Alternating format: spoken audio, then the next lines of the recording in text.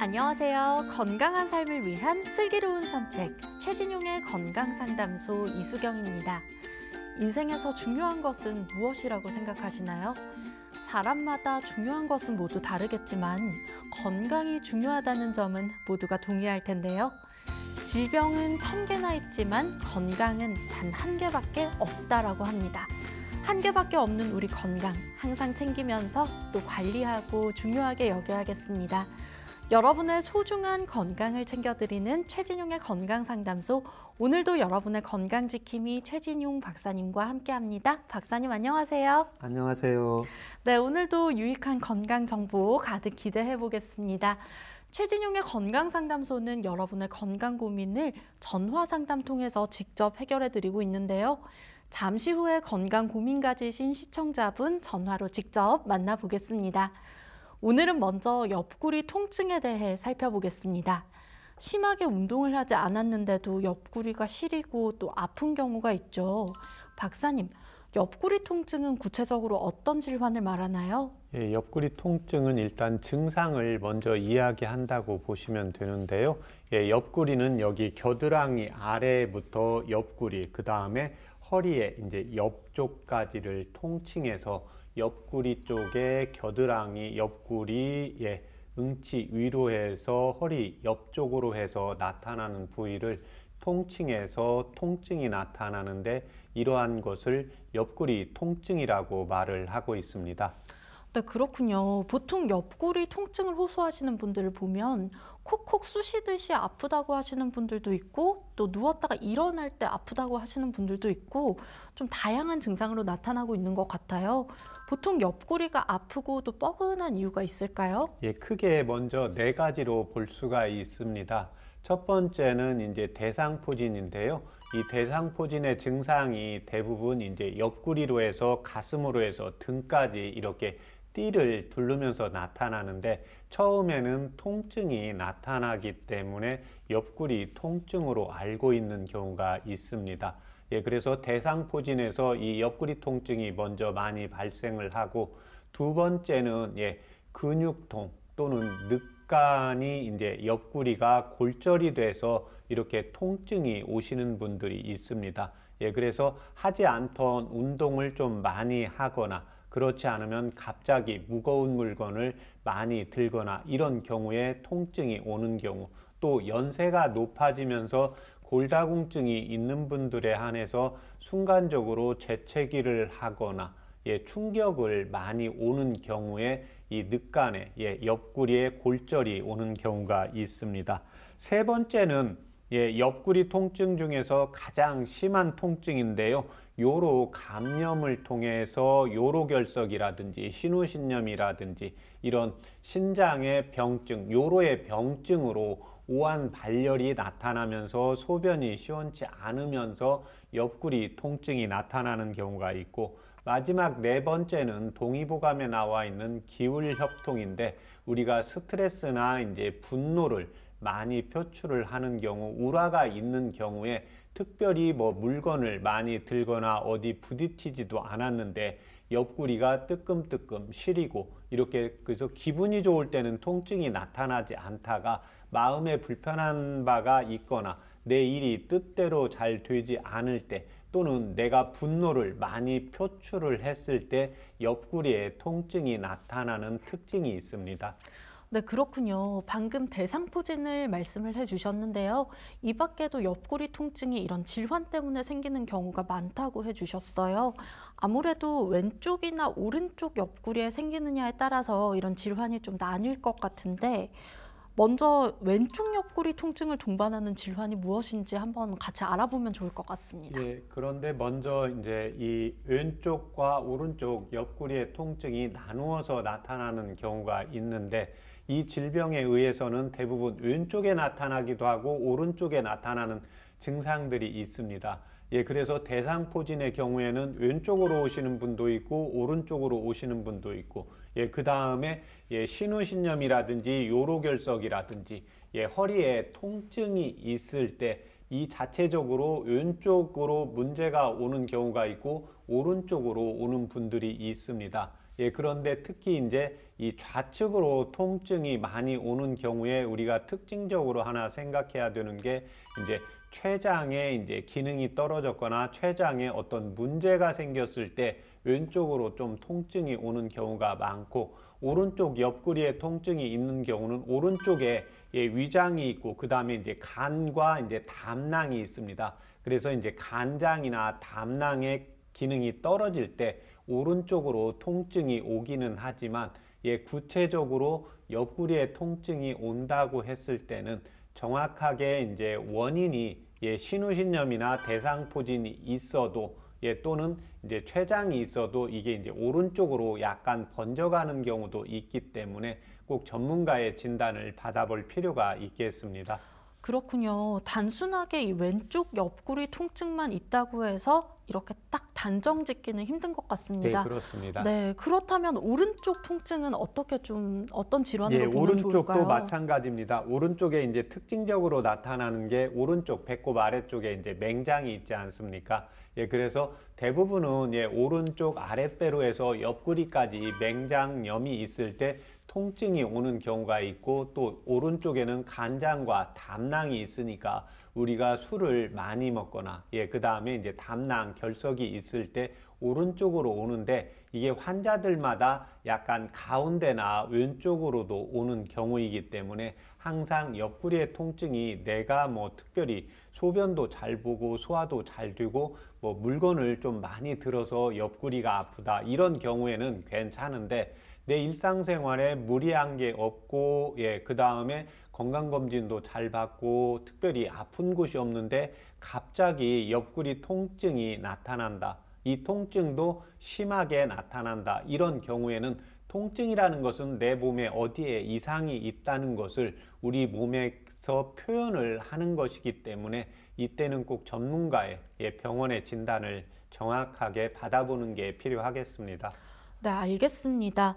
또 허리나 척추에 문제가 있는 경우도 옆구리 통증을 좀 야기할 수 있다고요? 네, 그렇습니다. 특히 이제 척추관 예, 협착증이 있는 경우에는 주로 이제 허리, 다리로도 오지만 예, 특히 이제 디스크라든지 예, 그 다음에 허리에 이제 골반이 틀어져 있다든지 이런 경우에는 예, 허리에 이제 근육이 긴장이 되면서 옆구리 쪽까지 통증이 오는 경우가 있고, 또 하나 이제 흉추에 이제 디스크가 예, 흉추에 문제가 생기는 경우에는 예, 가슴 쪽이 시린다든지 가슴이 더부룩하다든지 예, 옆구리나 이제 등 쪽까지 같이 나타나는 특징이 있습니다. 그렇군요. 박사님께서 늘 우리 몸의 척추를 이렇게 볼펜과 같이 비유를 해주셨잖아요. 네. 평소에도 자세가 흐트러지지 않는지 아니면 옆구리 통증이 생기지 않는지 좀 면밀하게 관찰을 해야 될 것 같습니다. 이렇게 통증이 주기적으로 반복되는 게 좀 느껴진다면 아무래도 정확하게 진단을 하고 또 치료를 하는 게 중요할 것 같은데요. 병원 진료가 필요한 통증의 강도나 증상이 정확하게 어떻게 될까요? 예, 일단 그 오른쪽에 그 오른쪽 윗배에는 간장하고 담낭이 있고 왼쪽에는 이제 췌장이 있다고 보시면 되겠습니다. 그래서 췌장은 우리 몸에 이제 당뇨와 연관도 많이 있고 소화기와도 많이 소화효소와 관련이 있기 때문에 내가 당 조절이 유난히 잘 안 된다. 예, 그러면서 왼쪽 옆구리도 통증이 심해진다. 소화가 잘 안 되면서 옆구리 통증이 심해진다. 이런 경우에는 예, 꼭 소화기 내과라든지 예, 이런 경우에 이제 당뇨 검사를 정확하게 해보는 게 필요하겠습니다.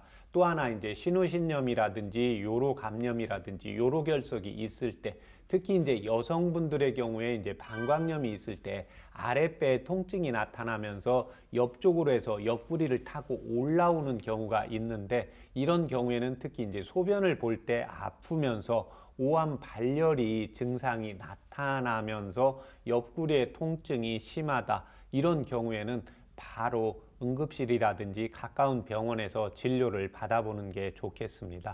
그렇군요. 알겠습니다. 그냥 지나칠 수도 있는 이 통증을 꼭 기억해 뒀다가 많이 심하시다면 바로 병원으로 꼭 가셨으면 좋겠습니다.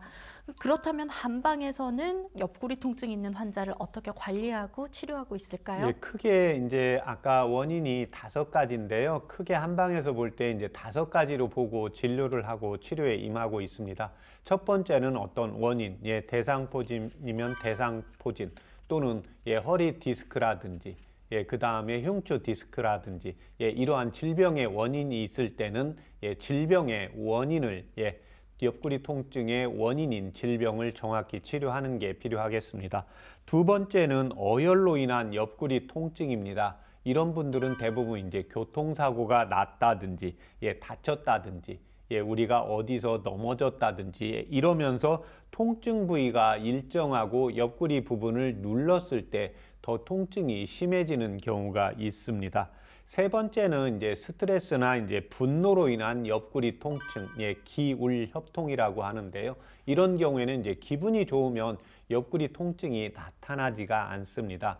특히 이제 분노를 많이 표출을 하거나 내 일이 뜻대로 되지 않을 때 이 옆구리 통증이 나타나는 경우가 있습니다.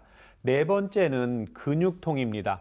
통증 부위가 이동하게 되는데요. 이런 경우에 이제 근육통이라고 하기도 하고 한방에서는 이제 근육통, 병원에 가면 이제 늑간신경통이라고 하는데 이런 경우에는 이제 통증이 왼쪽에 있다가 또 오른쪽으로 갈 수도 있고 이 통증 부분이 왼쪽에서 약간 뒤쪽, 아래쪽, 앞쪽 이렇게 이동하는 경우가 있고 아까 어혈요통이라고 해서 교통사고가 났거나 넘어져 있거나 이런 경우에는 통증이 나타나는 부분이 일정하게 됩니다. 그래서 어혈로 인해서 부딪혀서 나타나는 경우에는 통증이 낮에보다 밤에 심해지는 경향이 있고 이 근육통으로 나타나는 경우에는 우리가 힘쓰거나 움직일 때 더 나타나고 밤에는 통증이 잠잠해지고 감소한다는 특징이 있습니다.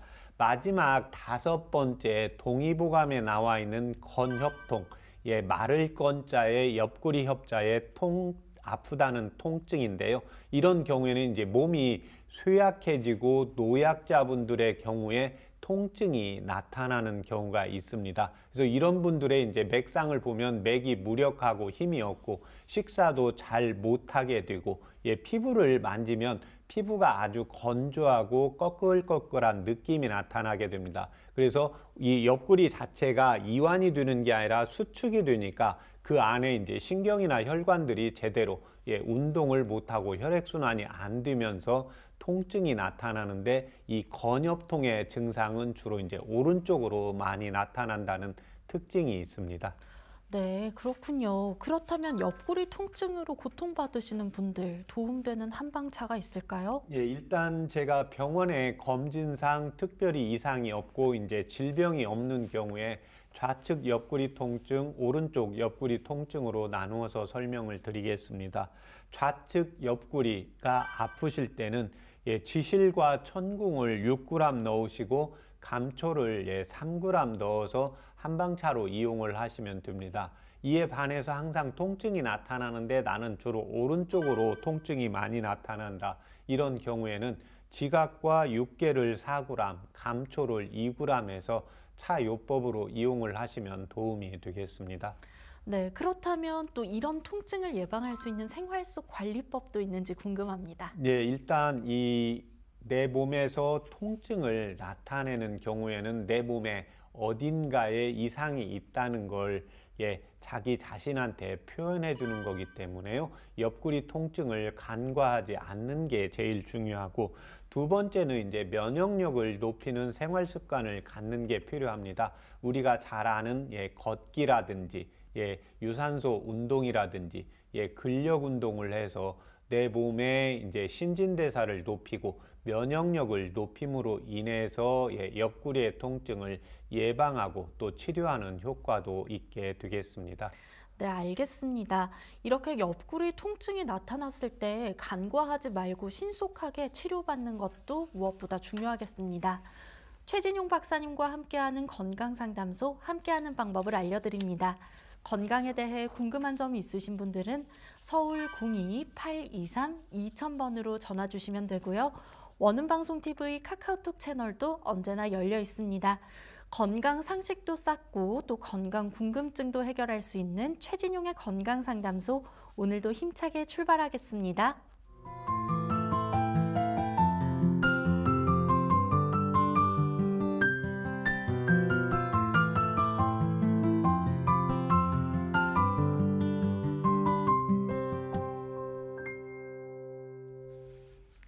건강한 삶을 위한 똑똑한 선택, 최진용의 건강상담소에서는 건강 고민과 질환에 대한 궁금증까지 박사님께서 직접 상담해 드립니다. 서울 02823-2000번 활짝 열어놓고 있으니까요. 언제든지 전화 주시면 되고요. 상담을 신청하실 때는 상담받으실 분의 키, 몸무게, 나이, 그리고 현재 불편한 곳 말씀해 주시면 보다 자세하게 상담 도와드릴 수 있습니다. 네, 오늘도 많은 문의가 계속해서 들어오고 있습니다. 건강 고민 가지신 시청자분 바로 만나보겠습니다. 여보세요? 예, 안녕하세요. 네, 안녕하세요. 반갑습니다. 예, 고맙습니다. 네, 어머님 예. 오늘 본인 상담으로 연락 주셨나요? 예. 네, 그렇다면 키, 몸무게 어떻게 되실까요? 아이고, 키 몸무게는 뭐 옛날 사람이 돼가지고 어릴 때 뭐 그때 재보고는 것만 한 번도 안 재보했거든요. 그러면 대략적으로 뭐 150cm대다, 160 정도 이렇게 나가신다, 이런 것도 모르실까요? 아, 네. 내강은 한 155가 될란지 모르겠어요. 네, 알겠습니다. 그리고 몸무게는 어느 정도 나가실까요? 몸무게는 65요. 알겠습니다. 그리고 올해 연세 마지막으로 여쭙겠습니다. 75세 들어요. 알겠습니다. 공유해 주셔서 감사합니다. 지금 말씀해 주신 부분 박사님께서 함께 듣고 계시거든요. 예. 네, 어디가 불편하셨는지, 어느 점이 궁금하셨는지 지금 바로 상담 도와드리겠습니다. 예. 안녕하십니까? 예, 안녕하세요. 예. 어머님, 선생님. 예, 불편하신데 말씀해 주세요. 아, 불편한 데는요. 저 뭐 소변이 메로우면 가면 얼마 안 나오는데 가다 다 쌓여 오줌을. 네. 그리고 또 목에 가래가 많이 찌가지고 배타도 안 나오고 그래고요. 예. 잠이 잘 안 와요. 잠이 막 2, 3일씩 잠은 못 자면 그만 영 낮에도 잠이 안 오고 그만 그래요. 그래 잠 못 자는 날 저녁에는 조지경이래요. 예. 예, 그 우선은 몸에 그거 보이래요. 그 허리 아픈 거는 뭐까지 놔두고도요. 예. 현재 뭐 혈압약이나 당뇨약 드시는 거 있으세요? 예, 그거는 먹습니다. 혈압약하고 당뇨약만 드십니까? 고지혈증 약하고 3가지요. 예. 예. 그 허리도 지금 아프신데 병원에서 뭐 진단 받은 거 있습니까? 예. 예. 허리는 수술을 아주 오래 아들 때 저게 뭐 허리를 우리 고모가 백해가지고 허리를 다쳐가지고 뭐 곱새 될 줄 알았는데 곱새는 안 되고 그래가 아파가지고 이제 그 뭐 약을 해 먹고 나서 저 뛰거든요. 네. 그랬는데 그게 도져가지고 한 30년 넘었어요. 네. 그래가지고 지금 구루마를 안 끄면 못 당겨요. 네. 그 병원에 가 수술을 뭐 하락하는데 해봐도 겁이 나가지고 못하고 막 미적미적 있다 보니 세월은 자고 가쁘고 그 구루마를 꼭 그어야 당기고 안 그러면 꼭 그래져요. 예. 그래 못 걸어가요. 예. 다리도 저리는 다리 있으세요? 예. 다리가 이자 왼쪽 다리가 발꼬락이 예. 그 뭐라 저 새끼 발꼬락이 있는데 그 세 군데가 시리요. 네. 시리고 무릎도 이짝이 아프고. 무릎도 그러면 왼쪽이 불편하세요? 예. 예. 수술하신 적 있습니까? 무릎은 수술한 적이 있어요. 뼈가 부서져 가지고요. 예. 그 무다이 그 뭐로 그 뭐 막 관절인 줄 알고 막 이래 속으로 떴는데 그게 아니고 낭주에 보이 낭주에 그게 안에 뼈가 부서져 돌아댕기 그렇게 아프고 찌르고 못 견뎠는데 네. 그래가지고 한 번은 가만 앉았다 이렇게 뭐가 툭 튀어올라왔어요. 계랄만한 게. 네. 그래가지고 이래 만져보이 아프고 꼬부려지도 뭐하고 튀어올라왔을 때는 꼬부리도 뭐하고 피도 뭐하고 요 정도 뭐 해가 정형외과 가보이게 그 뼈가 부서졌다 해가 그래 그 뼈를 꺼내고 했는데 이 무릎은 맹 좀 안 좋아요. 예. 예. 지금 현재 이제 그 허리하고 다리가 그 시리고 그 다음에 그 의지하는 게 없으면 이렇게 앞으로 넘어지신다는 게 지금 허리 디스크라든지 척추관 협착증 이러한 증상도 같이 있는 걸로 보여집니다. 예, 예, 그래서 지금 현재 이제 저녁 때 아니 소변을 가다가 이제 실수하는 게 이건 요실금 증상입니다. 예. 예, 요실금 증상이 하나가 있고 두 번째는 이제 목에 가래가 있는데 예, 기관지하고 인후 쪽에서 가래를 지금 뱉으려고 해도 잘 안 뱉어지잖아요. 예, 소리가요. 막 단지 안에서 난 거 매로 이렇게 오버려가지고 기침을 하면 막 쿨룩쿨룩 거려요. 그래도 안 나와요. 네.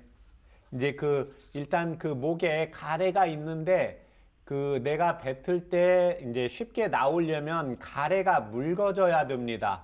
예, 그런데 그렇지요. 연세가 높아지면서 건조해지면서 가래가 단단하게 굳게 됩니다.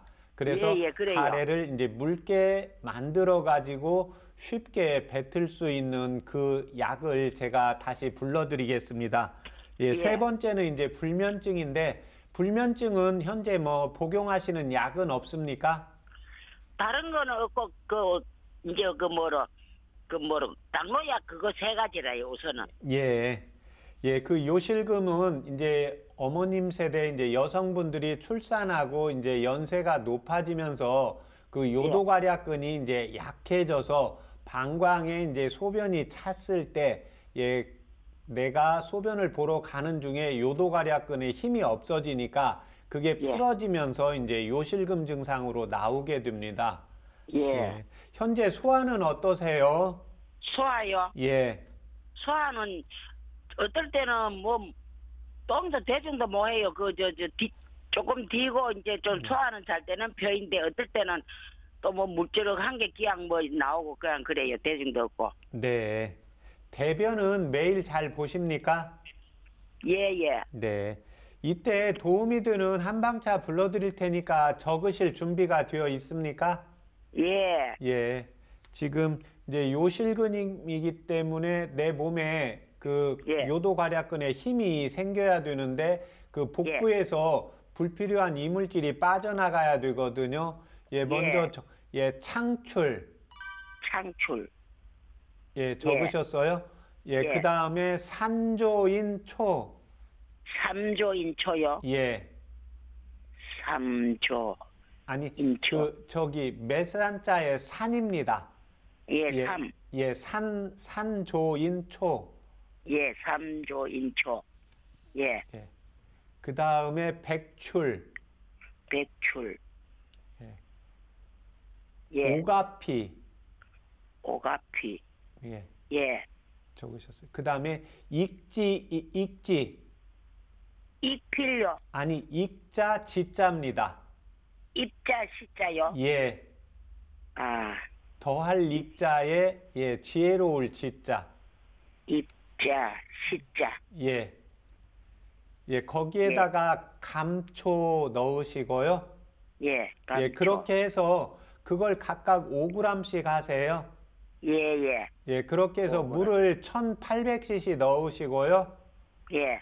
예, 중간 불 정도로 해서 한 40분 끓이세요. 예. 예, 그렇게 해서 그 100cc 정도 나오게 달이신 다음에요. 예, 오전 10시에 한번 드시고, 오후 5시에 한번 드세요. 예, 이건 이제 식사 안 하고 드셔도 되는 거니까 10시, 5시 해서 이렇게 하루에 2번씩 드시면 도움이 되겠습니다. 예, 오후 몇 시요? 오후 5시요. 예, 5시. 네. 예. 그리고 잠 안 오는 거는요? 아, 잠 안 오는 건 지금 거기에 이제 오가피가 허리, 다리 순환시키면서 몸을 따뜻하게 하고, 아까 산조인 초도 제가 불러드렸잖아요. 예, 그러니까 그 산조인 초가 이제 심신을 안정을 시키면서 잠을 좀 오게 하는 효능이 있습니다. 예, 그래요. 예. 그렇게 해서 드시면 도움이 되겠습니다. 아, 예.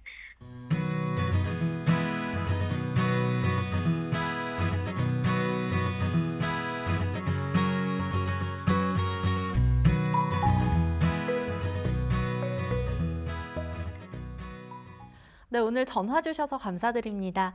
해드린 건강 상담은 체질이나 몸 상태에 따라서 개인차가 있을 수 있다는 점 말씀드리고요. 오늘 상담해 주신 어머니, 허리 통증과 다리 시린 증상, 그리고 가래와 요실금, 불면증까지 좀 상담을 해드렸는데요. 한방차로 창출, 산조인초, 백출 오가피, 그리고 익지인 감초, 이렇게 약재를 소개를 해주셨습니다.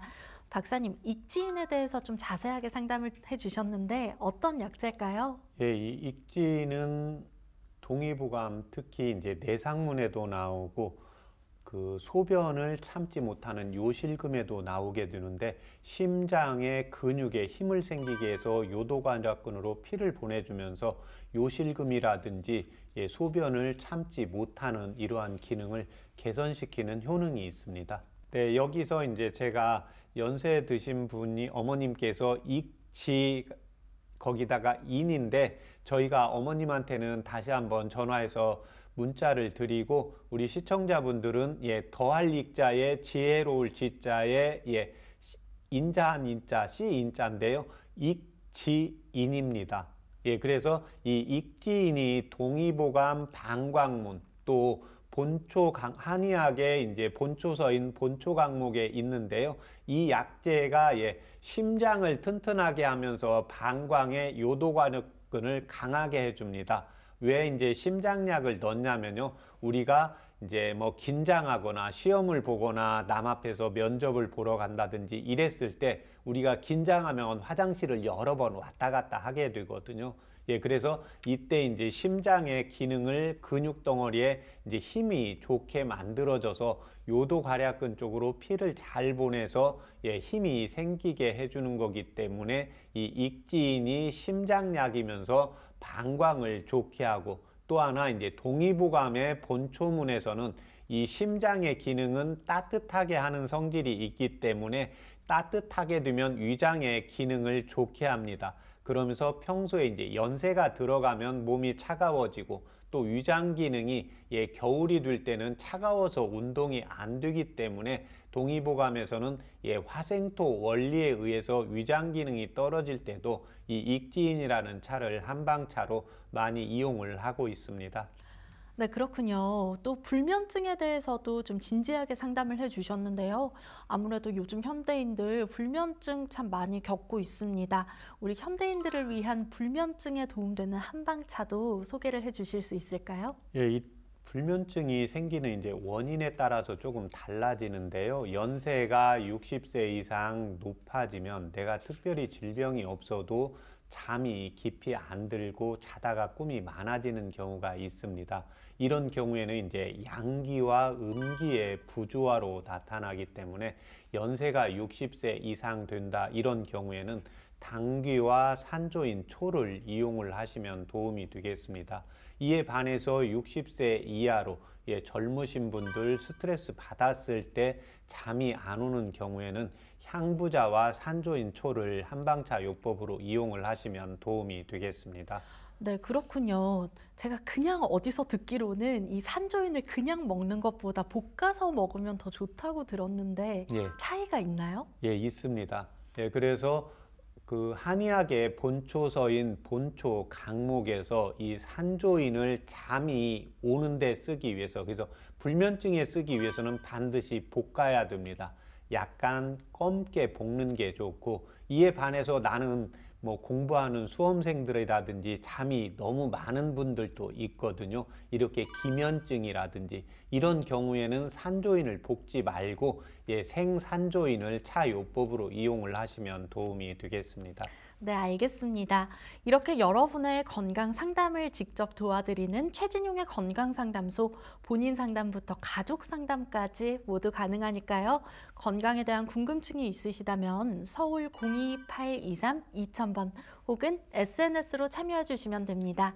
잠시 후에 전화 상담 이어가 보겠고요. 여러분은 지금 최진용의 건강상담소를 함께하고 계십니다.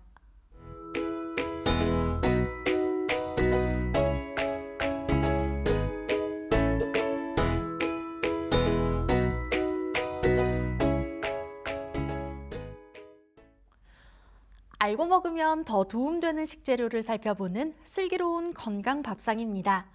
오늘 살펴볼 재료는 영양가가 워낙에 많아서 이것을 보고도 안 먹으면 늙는다라는 속담이 있는 정도인데요.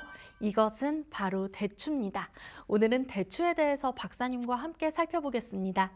박사님, 동의보감에서 대추는 어떤 약재인가요? 이 대추는 한의원에서 약재를 쓸 때 약방에 이제 감초처럼 많이 씁니다.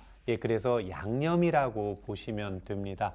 그래서 강삼조이라는 이야기를 많이 하는데요. 꼭 한약에 예를 들면 어떤 처방이 있다. 그러면 생강새 쪽 대추 2개를 넣는 이러한 처방전이 구성이 되게 됩니다.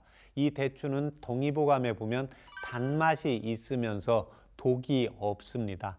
그래서 특히 단맛은 우리 몸을 좀 편안하게 또 속을 편안하게 도와주고 오장을 보해주고 혈액순환을 시키면서 혈관을 튼튼하게 하면서 심장의 근육에 힘을 생기게 하는 효능이 있다고 적고 있습니다.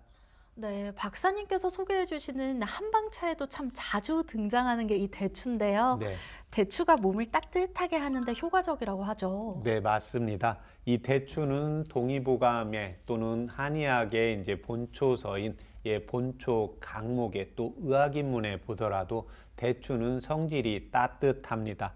성질이 따뜻해서 피를 보해주는 또 효능이 있기 때문에 혈액순환을 잘 시켜주고 혈액순환을 잘 시켜주면서 수종 냉증이라든지 손발이 이렇게 저린다든지 어르신들 주무시고 일어났을 때 기지개를 펴는 경우에 이렇게 쥐가 나는 경우에 이 대추를 이용을 하시면 도움이 되고 또 하나 대추에서 아주 좋은 효능이 우리 몸의 건조증을 개선하는 효능이 있습니다.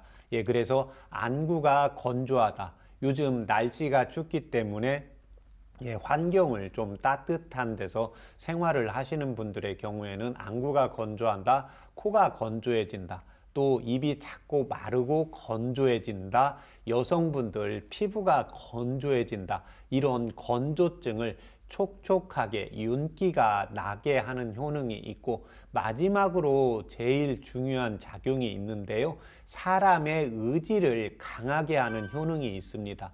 그래서 저희가 이제 학생들의 경우에 수험생의 경우에 이제 진급 시험을 봐야 되는 경우에 꼭 한방차 그 약재를 처방을 해주면서 집에서 꼭 대추를 좀 같이 보리차 대신 하루에 1번이나 2번씩 끓여 먹게 하는데요. 의지를 내 마음의 의지를 강하게 하고 지혜를 높이는 효능이 있습니다.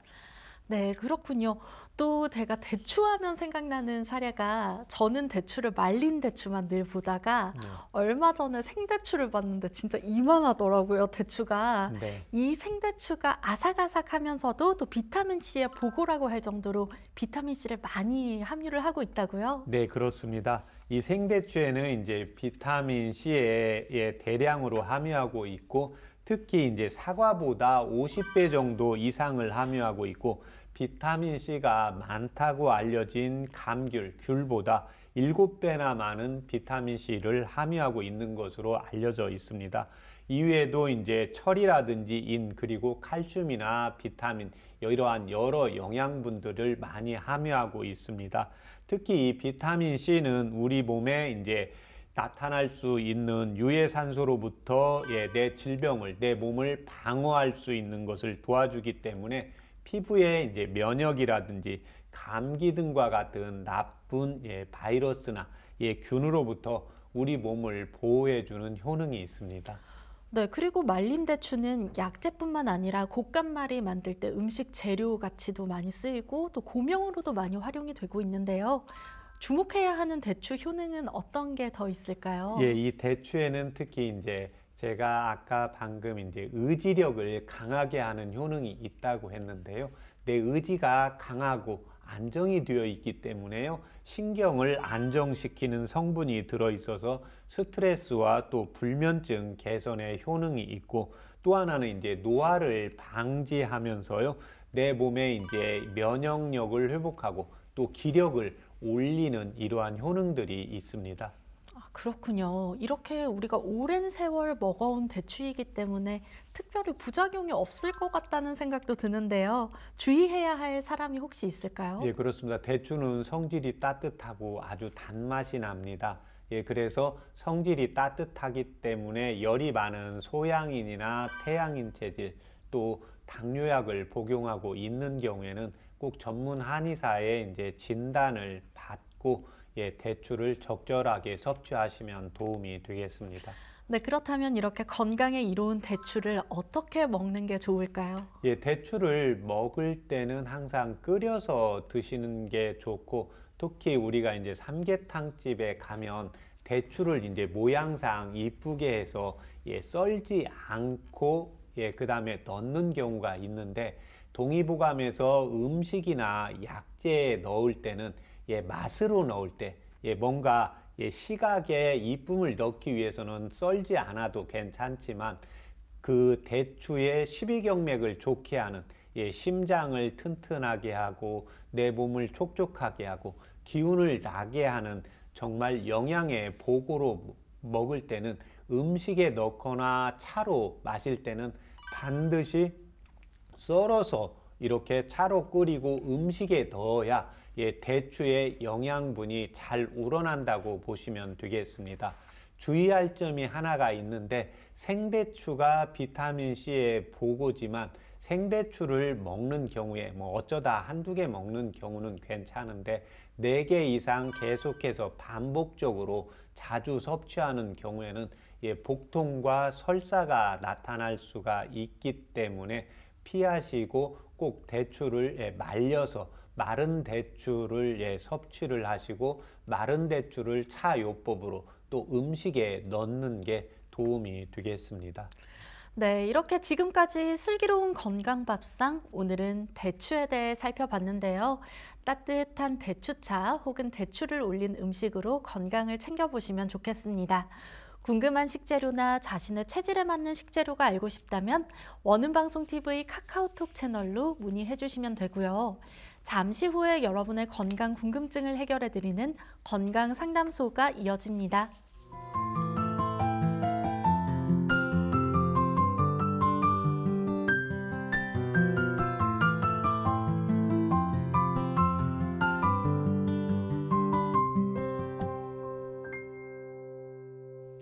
건강한 삶을 위한 똑똑한 선택. 최진용의 건강상담소에서는 건강 고민과 질환에 대한 궁금증까지 박사님께서 직접 상담해 드리고 있습니다. 서울 02823-2000번 활짝 열어놓고 있으니까요. 편하게 전화 주시면 되고요. 저희는 계속해서 시청자분 바로 만나보겠습니다. 여보세요? 네, 네, 안녕하세요. 반갑습니다. 감사합니다. 네, 오늘 아버님 본인 상담이실까요? 예. 네, 올해 연세 어떻게 되실까요? 지금 48년상이에요. 48년생. 네, 알겠습니다. 그럼 키와 몸무게는 어느 정도 되실까요? 지금 68.33에 네. 70kg요.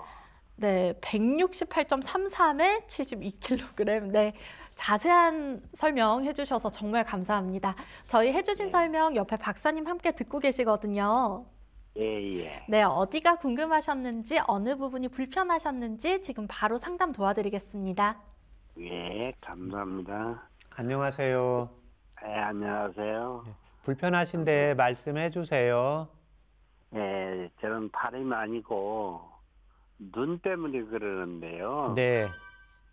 눈에 이제 눈물이 많이 분비가 돼가지고 그 감막 안에 눈물이 이제 고여야 되는데 예. 지금 눈물이 생기질 않아가지고 눈물이 붙어요. 그러니까 눈알이 말하자면 많이 작아졌어요. 지금 적어진 편이에요. 예.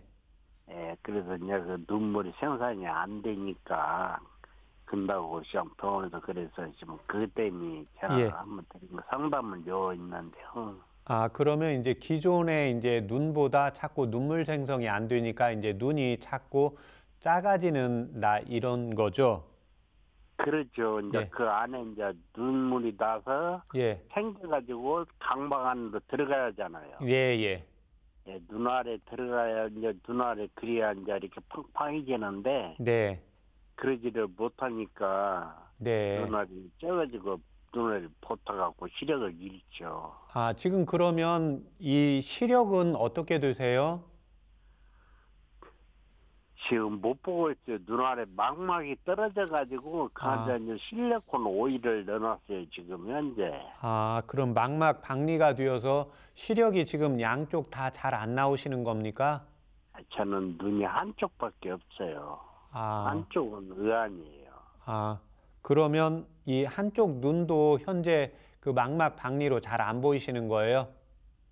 저는 못 보고 있습니다. 네. 지금 이제 각막 이식도 하고 그래가지고 예, 그 안에 실리콘 오일만 빼내면은 좀 보이는데 예. 지금 현재로서는 그 실리콘 오일이 안에 들어있기 때문에 네네. 보이는 걸 지금 못 보고 있어요. 그리고 이제 지금 현재로는 눈알이 이제 조금 적어진 편이에요, 많이. 네, 안에 안구가 이제 거기에 그 영양분이 들어가야 되는데 그게 들어가지를 못하니까 이제 자꾸 좁아진다 이런 이야기인데 현재 뭐 혈압약이나 당뇨약 드시는 거 있으세요? 당뇨약은 안 먹고요. 예, 혈압약만 먹고 있습니다. 예. 현재 소화는 어떠세요? 소화는 잘 된 편이에요. 예, 대변은요? 배변도 그런 대로 잘 본 편이에요. 예, 소변은 저녁 때 몇 번이나 보세요? 저녁 때요. 예, 들이가 없어요. 이제 안 보는 날은 한 번이나 두 번 정도 볼 때도 있고, 예, 한생한 걸 보는 때도 있고 그래요. 네. 혹시 한의원에서 체질 검사 받아보신 적 있으세요? 체질 검사는 그런 일은 없고요. 예. 지금 현재 제가 비형간염이 있어요. 아, 비형 간염이 있으세요? 예. 아, 이런 경우에 지금 일반적으로는 이제 한방차를 써서 어찌되었던 그 눈 쪽으로 영양 공급이 잘 가게 만들어줘야 되거든요. 예, 그런데 지금 현재 비형 간염이 있기 때문에 이 경우에는 이제 한의원에, 가까운 한의원에 가서 예, 집에서 이렇게 먹을 수 있는 차 요법을 좀 도움을 받으시는 게 필요하겠습니다. 아, 네네. 그래요? 네네. 그래서 이제 비형 간염이 있기 때문에 그 비형 간염이 있을 때 예, 체질 검사를 하고 그다음에 맥진을 해서 이때 정확히 한방차가 들어가야 됩니다. 예. 지금 선생님께서는, 교수님께서는 도와줄 수 없다고 말씀해, 지금 현재로서는? 네, 그렇죠. 이제 비형 간염이 있기 때문에 이제 모든 그 한방차나 이제 양약이 들어갔을 때 간에서 먼저 해독을 하게 되거든요. 예, 그러면 네, 지금 현재 현재 이제 비형 간의 간염약을 맥의 먹고 상태가 똑같이 비형 간염이 있어도 어느 정도의 간장의 이제 기능인지 특히 이제 동의보감에 보면 이 눈은 간장의 기하고 많이 관련이 있거든요. 예, 그래서 간장의 이제 맥을 보고 이 간장의 기능이 약하다 그러면 간장을 보호하는 게 아니라 콩팥 기능을 보호하고 예, 그 다음에 간장의 기능을 억눌러주는 금극목의 원리가 있는데 예, 폐대장의 기능을 치면서 예, 간장의 기능이 약하니까 폐대장의 기능을 치면서 콩팥을 보호하는 약을 써야 되는데 이 경우에는 직접 맥진이 좀 필요하겠습니다. 예, 네. 지금 비형 간염 양약을 먹고 있어요, 병원에서. 네네. 조절약을. 예. 그러면은, 예, 조절약을 이제 먹고 있어도 이 경우는 이제 한의원에서 이제 진맥을 해야 이제 도움이 되는 한방차를 좀 제가 할 수가 있는데 일단 한의원에 가까운 데 가서 도움을 조금 받는 게 필요하겠습니다. 그래요? 네. 네. 감사합니다.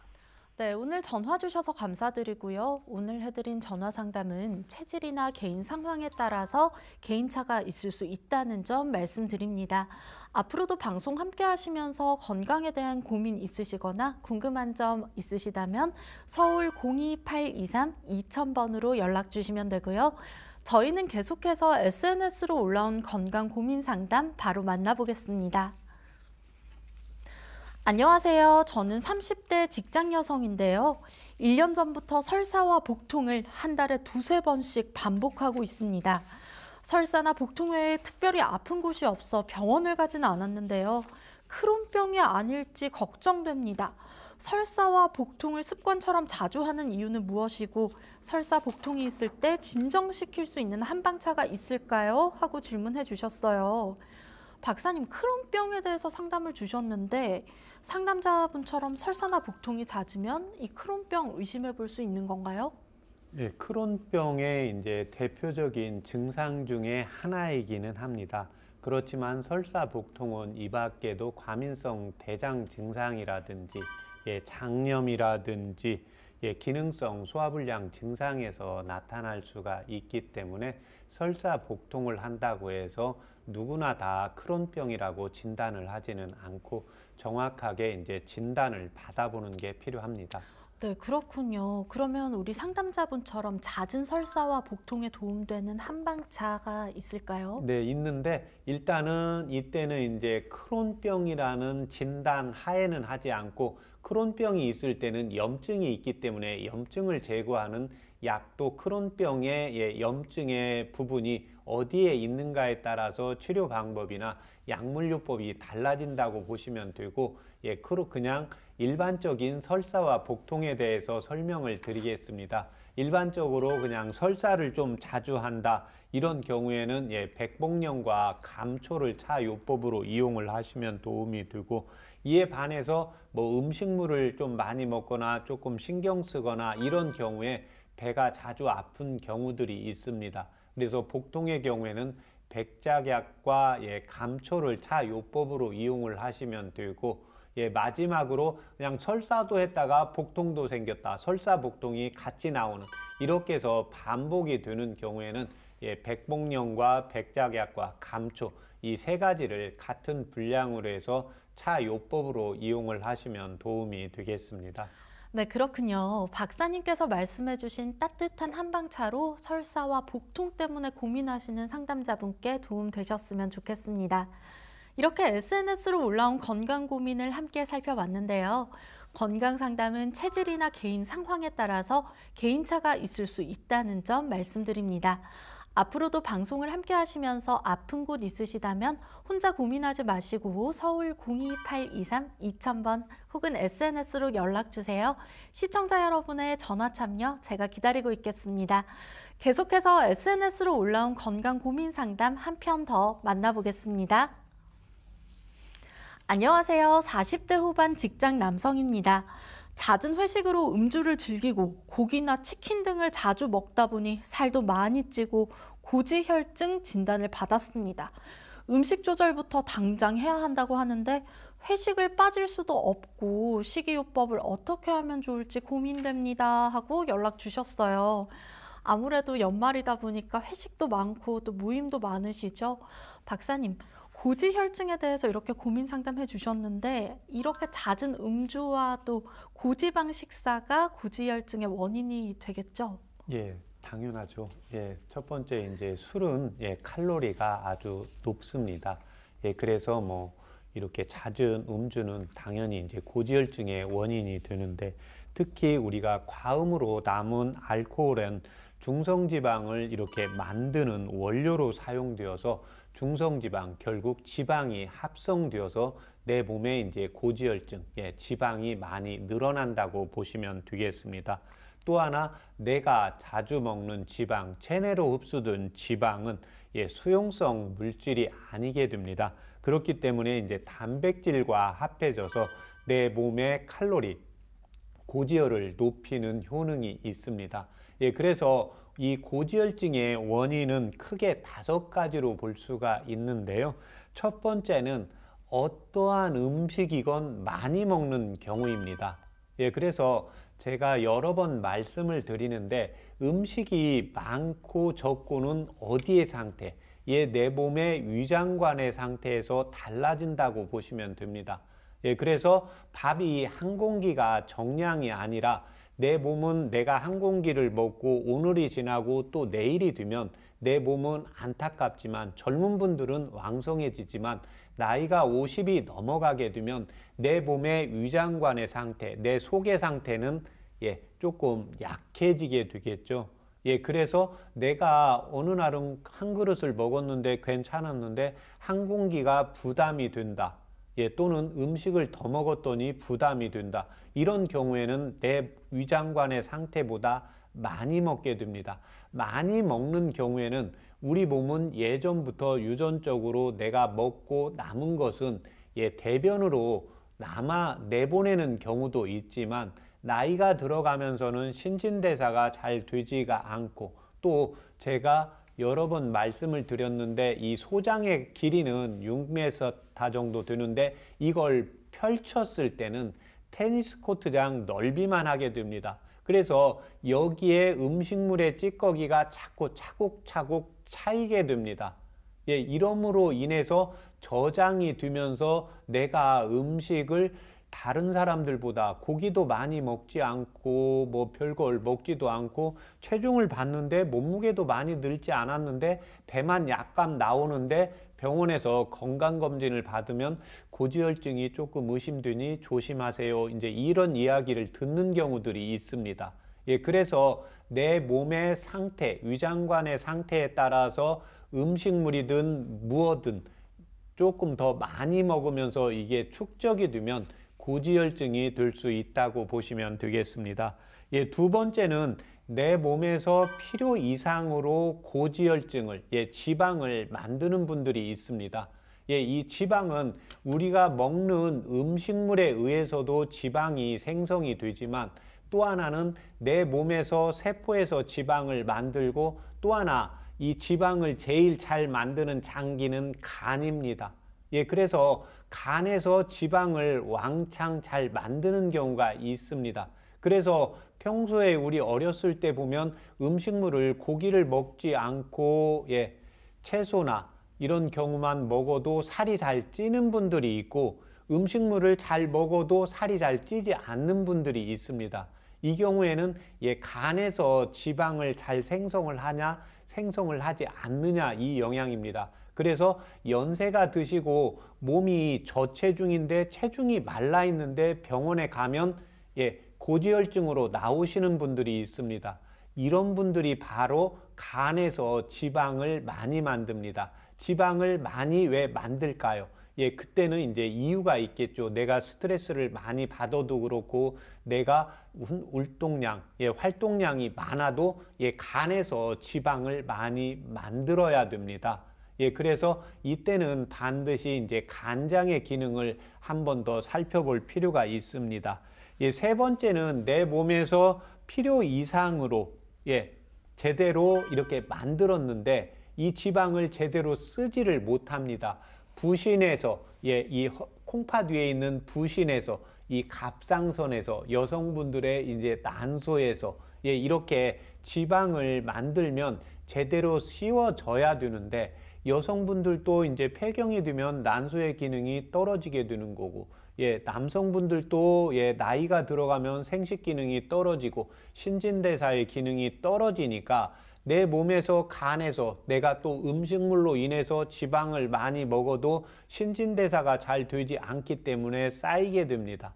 그래서 우리가 젊었을 때는 저녁 때 밥을 2그릇을 먹고 아침에 일어나도 배가 쏙 들어가고 배가 고파서 밥을 먹게 되는데 나이가 들어가면서 신진대사가 잘 되지 않고 이미 고지혈증의 경계가 있거나 고지혈증이 있는 분들의 경우에는 당연히 배가 고프지 않게 됩니다. 그래서 이런 경우에 쓰임새가 적기 때문에 내가 먹는 건 많지 않아도 지방의 양이 증가하면서 고지혈증이 오게 됩니다. 네 번째는 배출이 잘 안 됩니다. 배출이라는 것은 대변과 소변과 땀입니다.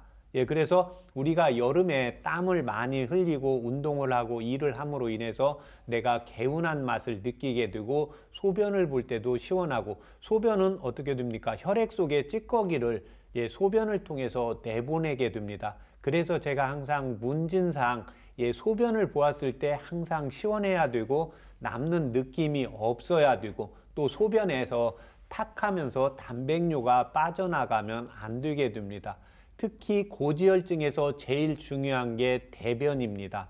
예, 우리가 음식물에 먹고 남은 찌꺼기는 대변으로 빠져나가야 되는데 신진대사가 잘 안 되고 고지혈증인 사람들은 이미 복부가 비만하고 복부가 비만하면 복부의 율동 운동이 안 되니까 장 안에 복부 안에 있는 대장에서의 운동이 안 되면서 변비가 생깁니다. 변을 보아도 남아있는 느낌이 있게 됩니다. 그래서 이런 분들의 경우에는 특히 나는 자꾸 음식은 많이 안 먹는데 살이 찌니까 누구나 다 좀 적게 먹거든요. 근데 조금 먹어도 배출되는 양이 적게 되면 배출되는 양이 적고 많고 적당하고는 나만 아는 겁니다. 그래서 대변을 보았는데 시원해야 됩니다. 매일 시원하지 않아도 되고 내가 여성분들의 경우에는 여성 호르몬의 변화, 또 남성분들의 경우에는 음식의 양이 또 적은 분들이 있습니다. 그래서 이런 분들의 경우에는 음식을 대변을 매일 보는 게 아니라 2, 3일에 한 번 보는데 2, 3일에 한 번 보아도 남아있는 느낌이 없어야 되는 경우입니다. 특히 이제 이 담즙의 원료가 콜레스테롤인데 이 콜레스테롤에 이제 이 대장을 통해서 대변으로 잘 빠져나가야 된다고 보시면 되겠습니다. 마지막 5번째는 운동 부족입니다. 운동 부족은 뭐 우리가 꼭 어디 가서 뛰고 걷기 운동을 해야만 하는 게 아니라 내가 밥을 먹었으면 아침을 먹었으면 아침 먹은 만큼의 칼로리의 만큼 어느 정도 운동을 해서 몸을 움직여 줘야 됩니다. 그래서 몸을 움직이지 않고 운동을 하지 않는 경우에는 저장이 되니까 이 고지혈증의 원인이 되면서 이 5가지 원인에 의해서 고지혈증이 생기게 되고 여기에서 술과 지방질 음식은 아주 강력한 고지혈증의 원인이 된다고 보시면 되겠습니다. 네, 알겠습니다. 여러분의 건강 고민을 해결해드리는 최진용의 건강상담소 벌써 마칠 시간이 다가왔습니다. 오늘도 여러분의 건강 궁금증 해결에 많은 도움 되었기를 바라며 저희는 여기서 마무리하겠습니다. 다음 시간에 다시 뵙겠습니다. 감사합니다.